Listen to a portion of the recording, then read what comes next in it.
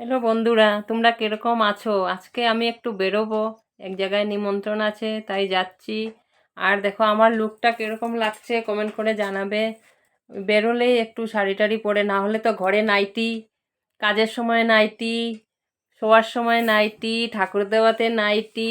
Nightie পরলেই যেন সব কাজ তাড়াতাড়ি হয়ে যায়। শাড়িটা মনে হয় শরীরের মধ্যে ভারী। কোনো জায়গায় ঘুরতে গেলে তখন শাড়ির দরকার পড়ে, পুজো বিয়ে বাড়ি ওইসবে শাড়িগুলো নিয়েই পুজোর সময়ই নেওয়া হয়, নিয়ে সারা বছর গডরেজে থাকে। আর কোনো কোনো সময় যদি নিমন্ত্রণ আসে কোনো জায়গা থেকে, তখন শাড়িগুলো পরা হয় আমাদের। তোমাদের কারা কারা এরকম শাড়ি গডরেজে রেখে দাও, পরো, কমেন্ট করে জানাবে। আমাদের এইখানে তো আরও বেশি কম পরা হয়, খালি অকেশনালি পরে সবাই। এই শাড়িটা আমার অনেক পুরনো শাড়ি, এগুলো এখন চলে না, ব্রিটিশ আমলের শাড়ি হয়ে গেছে, চুমকি লাগানো। যখন বেরিয়েছিল শখ করে কিনেছিলাম, আর এখন গডরেজে পরে পরে পচে যাচ্ছে। এই অবস্থা হয়ে গেছে আমাদের শাড়ির।